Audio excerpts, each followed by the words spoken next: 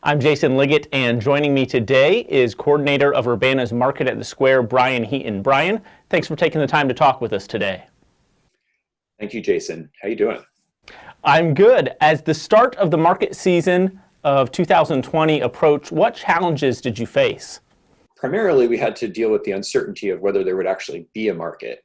Um, you know, uh, Food vendors were designated as essential vendors under the governor's stay-at-home order, but there still was a giant concern for public safety about how the market would run, whether we'd be able to accommodate people in social distancing, what types of vendors we would allow out to the market.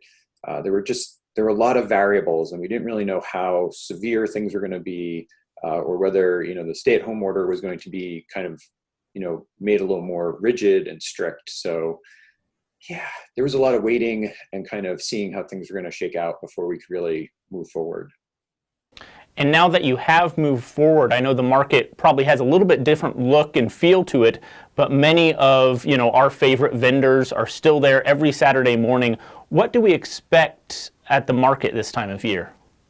Most of the usual produce vendors will be out. So Blue Moon, Meyer Produce, Sola Gratia, and we'll have our meat vendors out there. So Moore's Farms, Triple S, and Allison Centennial Farms will be out. And pretty much the market will look like it usually does, with just fewer vendors. We won't have any craft or arts vendors out, unfortunately. No live music or kind of activities for people to do. But the vendors will be there. Farms didn't stop producing, so they'll have a fairly good array of things. I think in the next couple of weeks, we'll have vendors in with strawberries. Asparagus should be coming in very soon, if not this weekend. Now, we're still at the beginning of the 2020 market season, and I'm sure it has been a learning experience for you as the coordinator as well as the patrons attending. Do you anticipate any changes to the customer's experience as we move forward?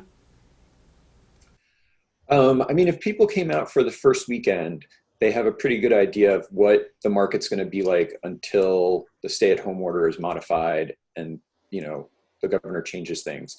So we're kind of expecting people to come out wearing masks. And then, we may have to limit the amount of people that we let into the market at any given time. So they may experience some lines, which would be unusual for this time of year. But pretty much, it'll kind of be the same thing. We'll have our usual vendors out. We have food trucks. The food trucks, though, are only serving to-go orders. So you need to purchase your food and then take it off the market site to eat it. There's no consumption of any food whatsoever, food or drink, in the market. But the market's, it's there. It's kind of, it's running. It's a lot like it usually is. We want people to kind of come, make their purchases, and then, move on. That's Bryan Heaton, coordinator of Urbana's Market at the Square. Bryan, thanks again for joining us today. Thank you, Jason. For more information on Urbana's Market at the Square, you can visit their website at urbanamarket.org or follow them on social media.